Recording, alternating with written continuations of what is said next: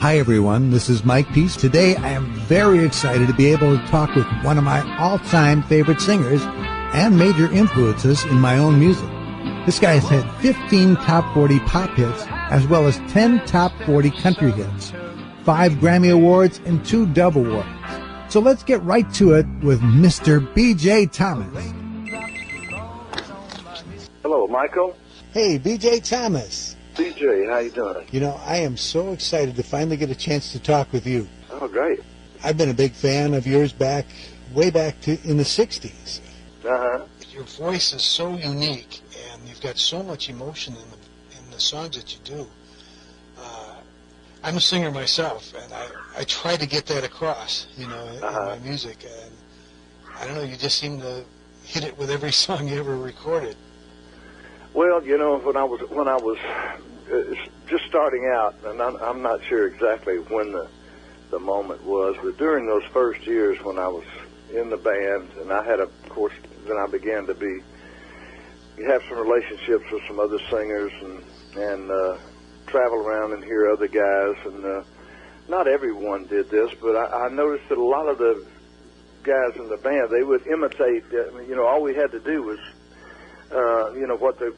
what they had on the top 40 radio, and so we had to do other people's records, and I began to notice, most of the other guys would imitate or try to sound like, Ray Charles, or try to sound like the various,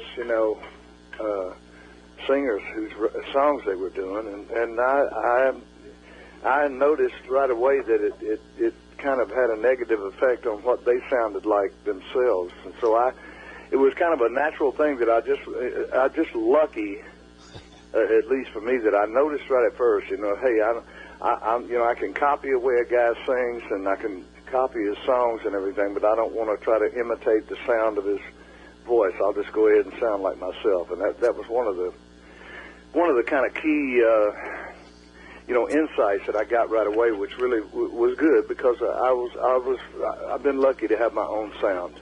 Kind of a lucky little twist there that I kind of got that right away, and I didn't have to do anything to just sound like myself. So, yeah.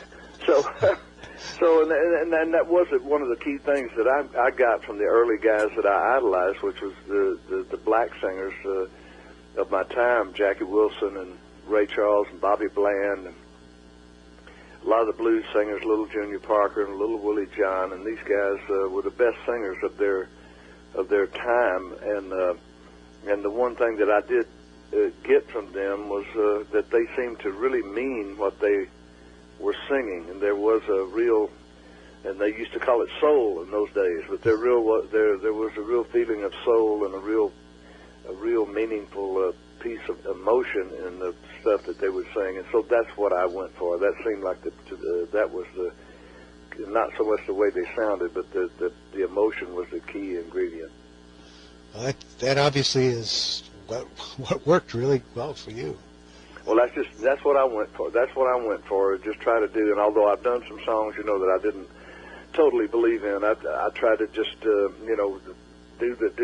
things that I could relate to in personal sense, and things that I could really mean, and that seemed to make it a lot more enjoyable for me, and make my music kind of have more a feeling, than just doing something because I don't know, it had a good lick in it, or it sounded like. I can't stop this feeling deep inside of me. Yeah. Well, you've done. I'm trying to figure it out, but it looks like about 344 different songs that you've recorded. Does that sound right? Yeah, I guess that sounds right. I would think it would be more, but yeah, at least that many. Now, how many albums have you done? Oh, well, yeah, I don't know exactly. I know there's been quite a few albums, because there were years when you go back in the 60s. You recorded, if you had a hit record, you'd almost, when you record a new album every time you put a song out, especially after you had your follow-up out. So sometimes, most years, I would do 2 albums, and so there ends up being quite a few out there. Yeah, wow.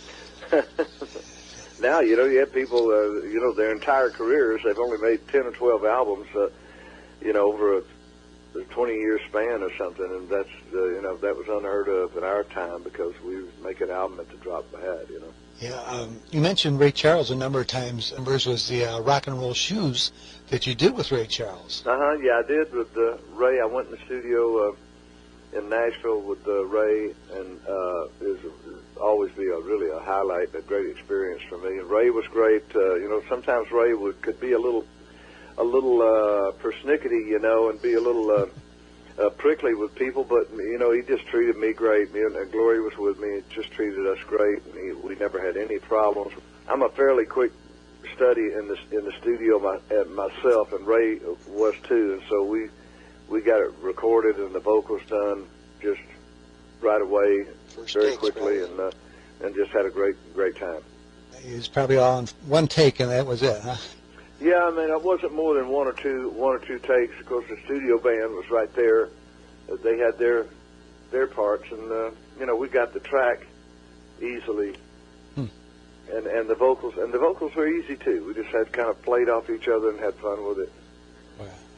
I understand those lyrics to "Hang Up My Rock and Roll Shoes" are in the Hall of Fame right now with Ray's exhibit. Ray has an exhibit in the Hall of Fame in Nashville right now, and I've got to get by there and see that myself. Yeah, you've had 10 country hits and 15 pop hits, and you got one that was both country and pop, which is "Hey, Won't You Play That Somebody Done Somebody Wrong" song. Yeah, that was my second number one pop record, Raindrops being the first, and it was also the number one country record, and it was the country song of the year that year. So it was very successful for me. I recorded that in Nashville with Chips Moman and the American Studio Group, and Wayne Jackson played trumpet, did the instrumental, and I think that's one of those rare songs that back in those days even made it on both charts at the same time. I don't think. Yeah, I really never had. You know, I never was a crossover artist. I know some people now not you, I don't imagine, but some people look at me now as a country artist and say, well, you had crossover hits, but you know, that wasn't really the case. I was a pop artist, and if there was any crossover, it was kind of on this situation. It kind of crossed over from pop to country, and you know, I made some just straight ahead country records, just directed toward the country genre in the '80s with Pete Drake. And we had some hits that way, but this was like the first one. Even though my first record was "I'm So Lonesome I Could Cry," this was the first one that had gotten any airplay, and just was a great song written by Chips Moman and Larry Butler. So you really consider yourself a pop artist and not really country? I don't really look at myself as a country artist, even though you got 10 country hits, huh? Even though, well. You know, I haven't really nearly as many country hits as I had pop hits. Of course, I understand that whole pop genre that I had such success in is not even there anymore. But and I don't deny my country roots or sounding country. I know that I could be country in a very let's say kind of Marty Robbins, Jim Reeves kind of way. I mean, Ray had a lot of success country, but he's not considered a country singer, and not that I'm, I don't think people look at me like they look at Ray Charles, but I don't feel like I was a country singer ever.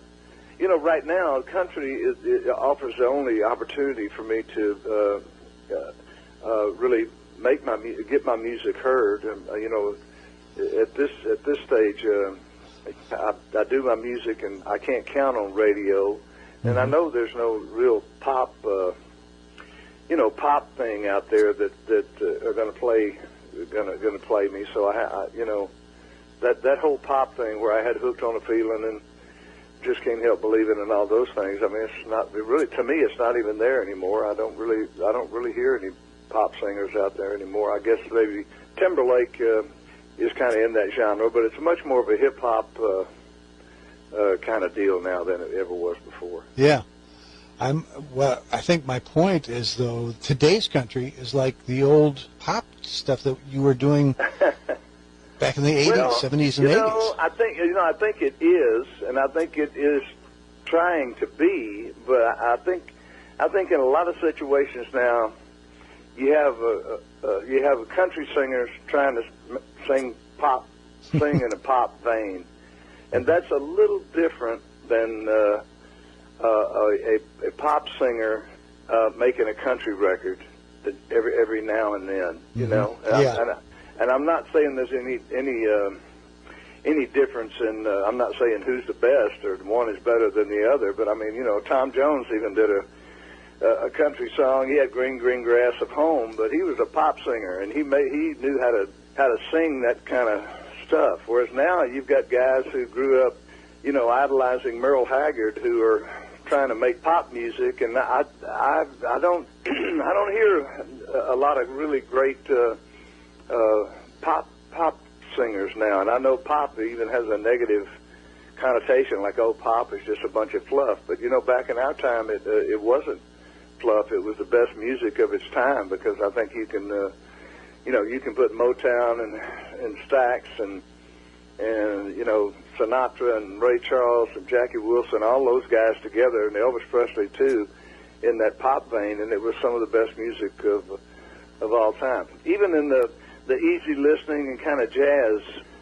genres, you know, you have guys. You know, this guy. He's singing a Sinatra song, and people say, oh, he's doing Sinatra, and I hear a lot of various guys, singing that genre of music that Sinatra sang, but I certainly don't hear anybody who matches in any sense what Sinatra was doing vocally on his records. Yeah. So, okay, I mean, and that's kind of the same in country. I mean, these guys are making pop-tinged, pop-edged recordings and trying to get that sound, but I don't hear any great pop vocals. It's really, really sad, you know.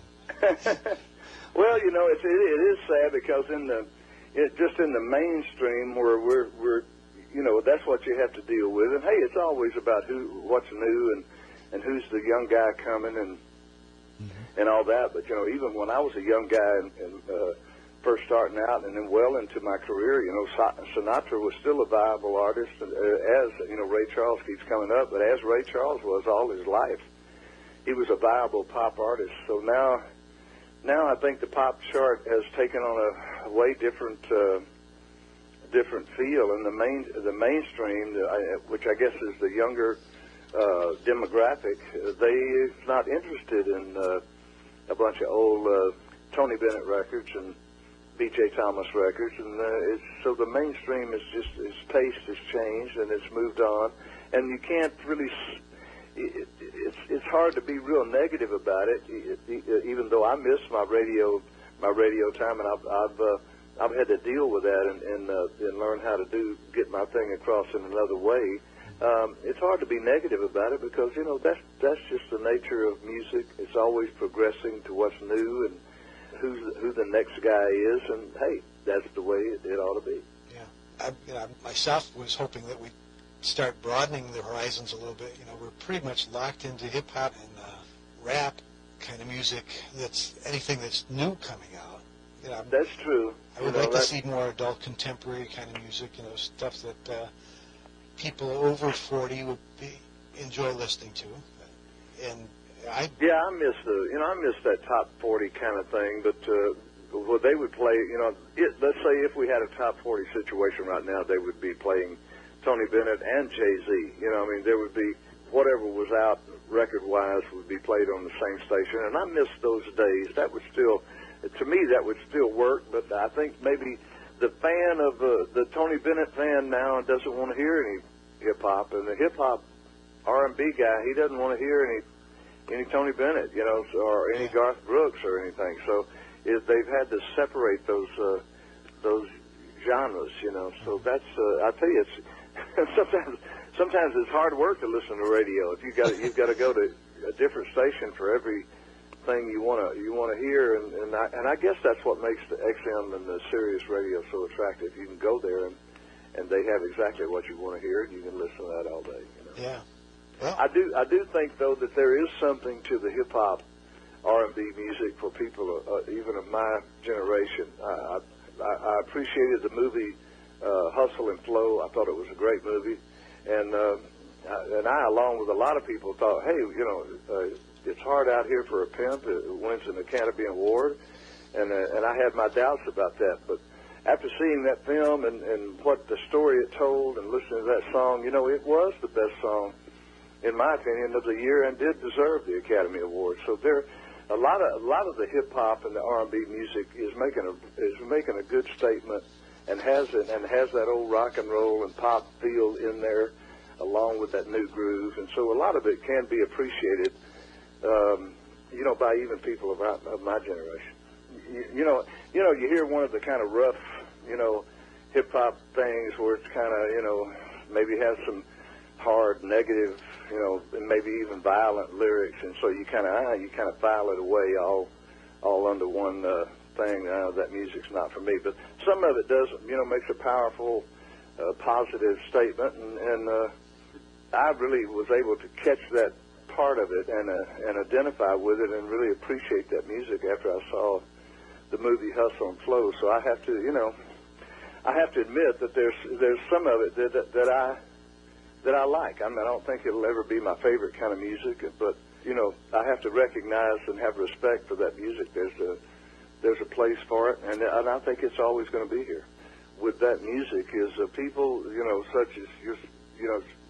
such as myself. I'll just speak for myself. Okay. Our music, we weren't that angry about anything. We weren't like, our music was not filled with angst and I don't know, all the other, revenge and violence, and our music was not about that kind of thing. No. And it's hard to immerse yourself into music that's so angry, and not just the hip hop. There's the punk grunge thing is full of so much anger and disappointment and angst that it's just very hard to relate to and appreciate as a musical form for a lot of us. Yeah, I definitely agree with that. I'm just not that mad about anything about that, And we were just having fun with our music and trying to say, hey, gosh, I love you, and let's go dancing. Or looking back, it was a beautiful time and a very naive time, and a lot of times I'm just, I'm sorry we don't still have some of that in our music. Yeah, I've been listening to a lot of the songs you've got out. They're just totally consistent. They keep putting across that emotion, the warm stories. You're like a hallmark of singers, Yeah. Well, I concentrated on trying to make a relatively positive statement. I mean, I had my moments when I sang a sad song, a blues song or something, but and there were many producers that had a negative kind of thing, and for me to sing that I just didn't, I just, hey, I just don't, I don't want to sing that, I don't want to put that out. And so there were just a few times that I had to really kind of maybe put my foot down on songs, but for the most part, the guys I worked with, they like to do positive stuff also. Speaking of putting your foot down there, I saw this today, and it was a video that you had done on Ed Sullivan's show in 1970, Raindrops. Yeah. That's one that I think you should have said, no, I don't want to do this. Well, Ed was a great guy to me. He really treated me great. Uh-huh. And I did a number of shows for him aside from the TV show, when he would do charity things and certain things that he was interested in, he would have me entertain. And so he was very nice to me in a personal sense as well as professionally. And so I wasn't really going to disagree with him about anything. And I'm not sure Ed. I think the guy that came up with that with that rain thing was a guy named Bob Precht, who was Ed's son-in-law, and he directed the Sullivan show. And he had this idea, and it could have worked well. I think, but you know, what they ended up doing was not really having a very good delivery system for the rain.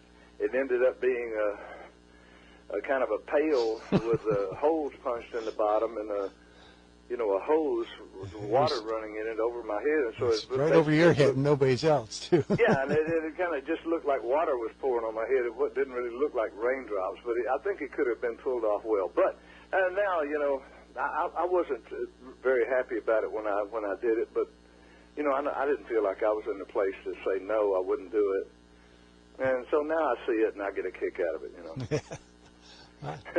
Yeah, I mean, I see it on YouTube and people see it, and you know, what the heck? You know, it's not that big a deal. It's kind of funny now. Yeah.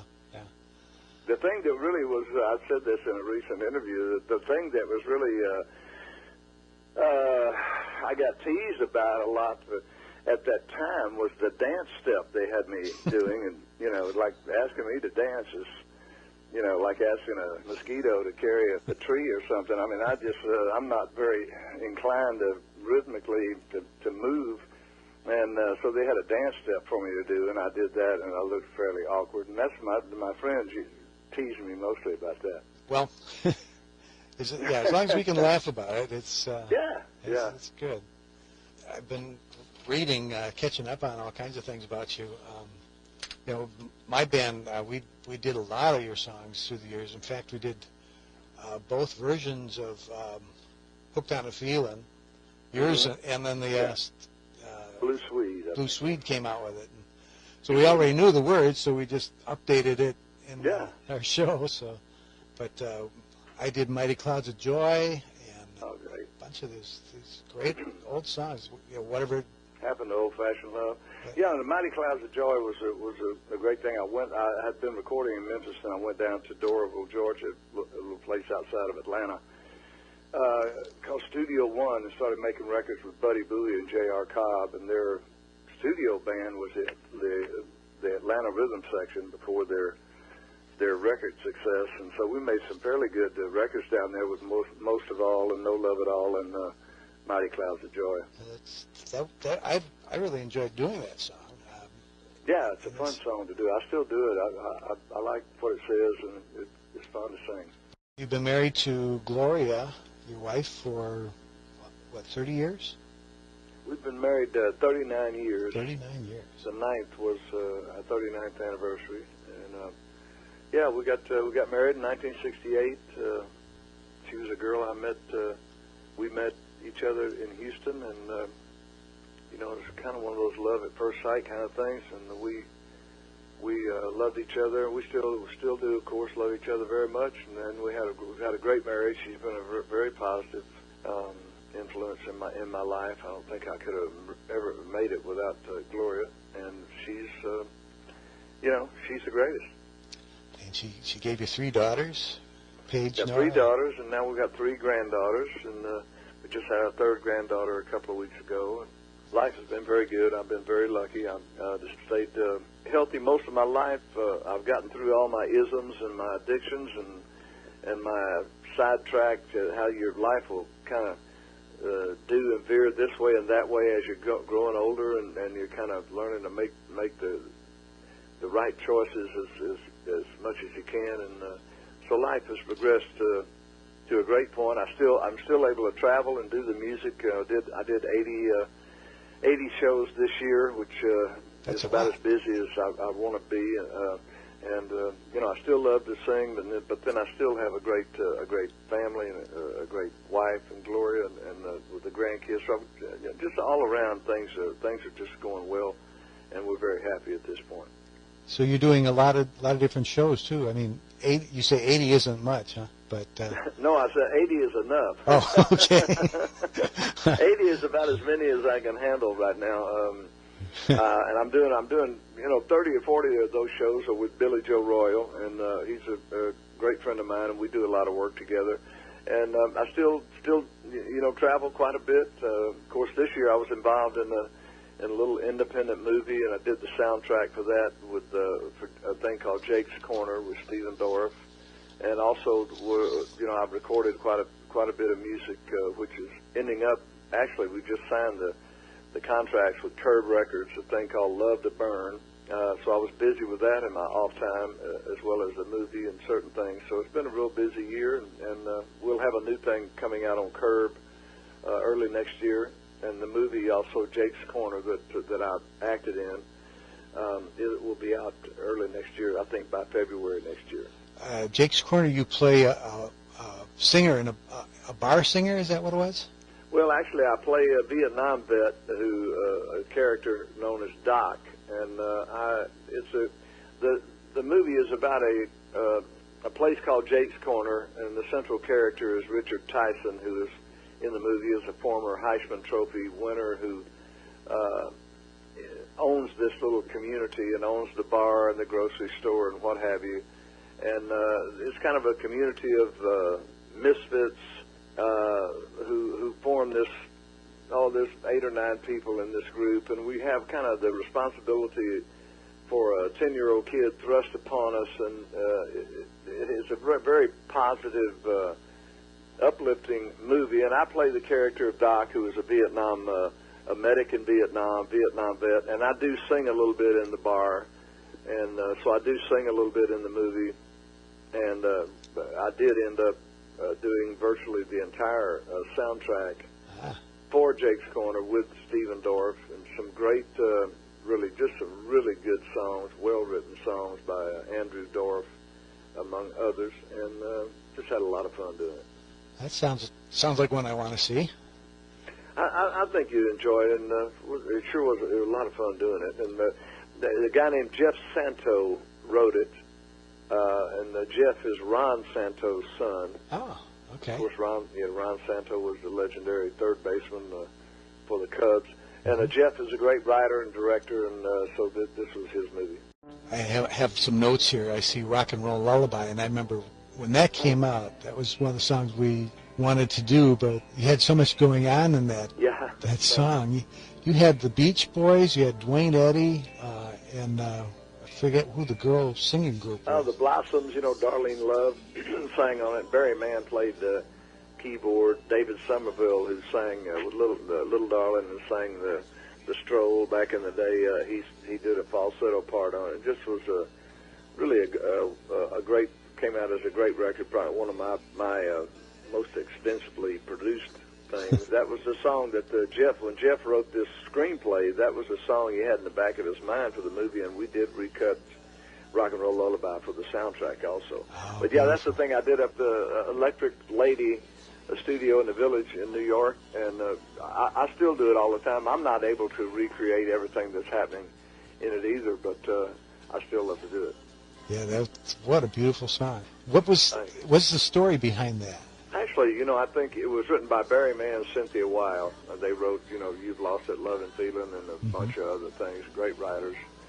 And I think it was a part of, they were writing a stage production at that time, a thing called Rhodes, about a character whose name was Rhodes, and there were various songs in the connection with what was going to be a Broadway production, which I don't think ever materialized, but Rock and Roll Lullaby was a song that Rhodes sang in this play, and I also recorded the song Rhodes for the Billy Joe Thomas album that had Rock and Roll Lullaby. But that's basically the story behind it. It's just a real good, rock and roll ballad. I don't know of any other artist who could have brought on the Beach Boys and Dwayne Eddy in one song. Well, we actually the Beach Boys are not.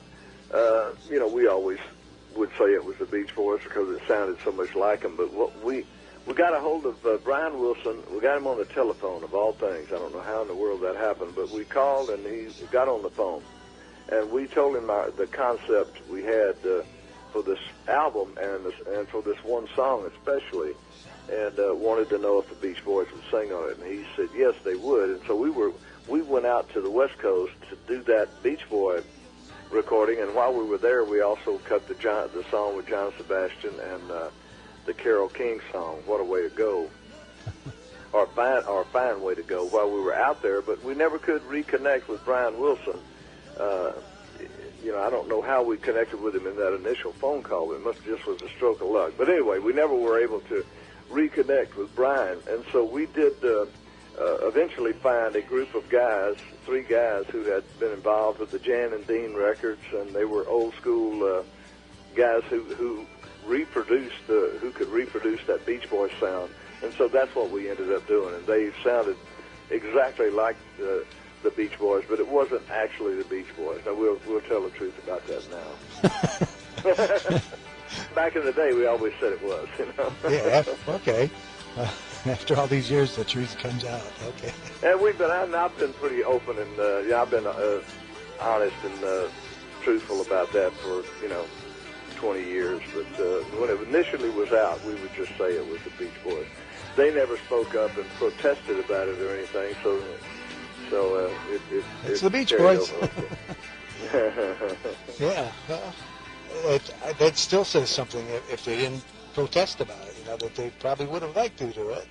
And, maybe they would have. I sure would like to have recorded with them at some time. And I always loved the Beach Boys, and it was kind of a stretch for us down in Texas because we had no way of really relating to surfing or woodies or any of that vernacular that they brought to the table. But there was just something about those guys. They made some of the most important records of all time, and very influenced the Beatles among others. And so I always loved them. And I guess I had my last legitimate pop hit with them. I sold about 700,000 copies of my version of "Don't Worry, Baby" that I recorded in '77, and so I always loved those guys, and just a great story, and very dramatic story that probably should be in a real good movie one of these days. But always loved their music, and that's why we did it. Well, man, I've enjoyed it. I sure have, and I know there's plenty left for us to talk about. If you ever want to hook up again, I'll be very open to doing it, and maybe we can hook up and talk about Love to Burn next year when we've got that all put together. I would really love to just sit down and talk to you. I'd like to talk to you for hours. We could go on and well, on. it'd be great. We can do follow-up interviews anytime you want to. You just let Daryl know, and I'll give you a call, pal. I will probably give you a call. When is your next album coming out? It should be out early next year. I don't have the exact date yet. Maybe you can fill me in on your movie too. Okay. Jake's Corner movie. Yeah. That would be. Yeah. Well, we'll just do that sometime in the future. It's something we can do. Okay. Well, it sure has been a pleasure talking with you. Hey, Jake. thank you, Mike. I appreciate it, buddy. And just don't forget about me, and we'll do it again soon. We definitely won't forget about you. Oh man, great. I appreciate it. Okay. You take care of yourself. I appreciate it, buddy. Thank you, sir. You too. Bye-bye. Bye-bye. What a difference you've made in my life. What a difference you've made in my life. You're my sunshine day and night. Oh, what a difference you've made in my life.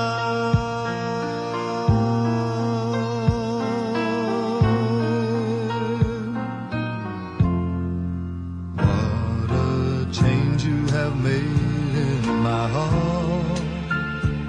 What a change you have made in my heart.